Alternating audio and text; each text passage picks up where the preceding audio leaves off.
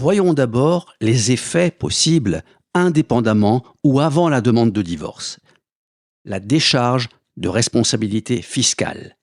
Elle peut être demandée à l'administration fiscale en cours de procédure ou avant, en cas d'abandon du domicile conjugal. Pour se prononcer, l'administration évalue le risque fiscal de celui qui effectue la démarche et sa qualité de bon contribuable. Changement de régime matrimonial. Cette démarche doit être motivée à la date de transcription à l'état civil.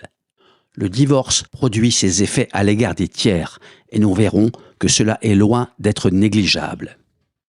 Ultérieurement, sauf en consentement mutuel où tout doit être réglé en amont, le partage des biens peut intervenir après le prononcé du divorce. Le cas échéant, le juge peut être saisi avec avocat obligatoire. Après le divorce, il est aussi possible de saisir le juge, toujours via un avocat, en vue d'une modification touchant la prestation compensatoire. Il en va de même pour tout ce qui concerne les enfants, en cas d'est et que l'achat est nécessaire aux besoins de la vie courante.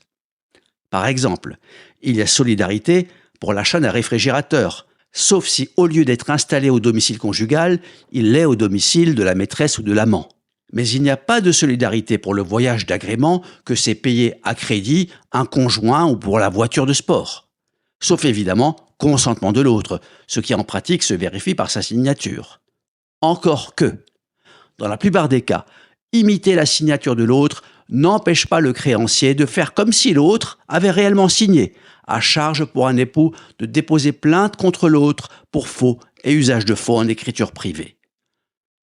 Nous avions dit qu'au titre de l'article 262 du Code civil, le divorce ne produit ses effets à l'égard des tiers qu'à la date de sa transcription à l'état civil, une démarche généralement effectuée par l'avocat et dont il est souhaitable de s'assurer qu'elle a bien été faite.